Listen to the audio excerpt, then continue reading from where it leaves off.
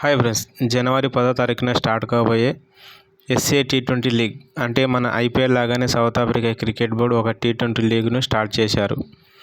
అందులో మన IPL franchise ఓనర్లే ఈ లీగ్లో టీమ్స్కి ఓనర్స్. మొత్తం ఈ లీగ్లో 6 టీమ్స్ ఉన్నాయి.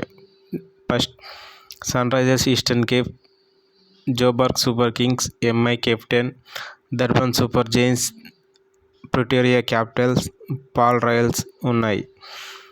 ఇది రెండో సీజన్. ఫస్ట్ సీజన్ చూసుకున్నట్లయితే Sunrisers Eastern Cape title విన్నర్స్గా నిలిచారు. ఇది సెకండో సీజన్లో ఫస్ట్ మ్యాచ్ చూసుకున్నట్లయితే Sunrisers Eastern Cape versus Joburg Super Kings మధ్య జరగబోతుంది. ఈ రెండు టీముల మధ్య హెడ్ టు హెడ్ రికార్డ్ చూసుకున్నట్లయితే మొత్తం 3 మ్యాచ్లు జరగగా 2 మ్యాచ్లు జోబర్గ్ సూపర్ కింగ్స్ గెలిస్తే, ఒక match Sunrisers Eastern Cape గెలిచింది. జరగబోయే మ్యాచ్ కోసం 2 జట్ల ప్లేయింగ్ 11 ఎలా ఉండబోతుందో చూద్దాం. Sunrisers Eastern Cape predicted playing 11.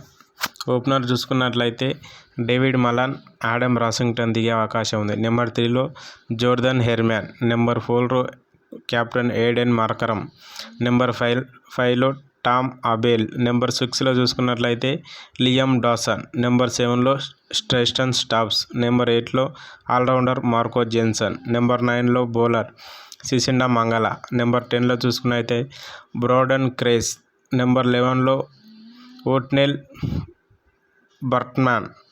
Joburg Super Kings predicted playing 11.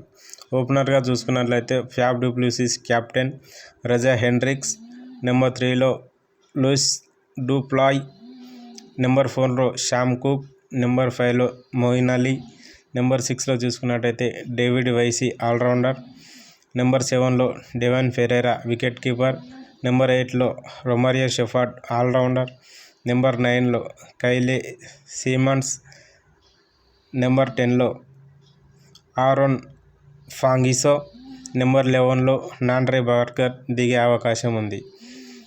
Head to head పరంగా చూసుకున్నట్లయితే 2 మ్యాచ్లు జోబర్గ్ సూపర్ కింగ్స్ గెలిస్తే, ఒక match Sunrisers Eastern Cape గెలిచింది.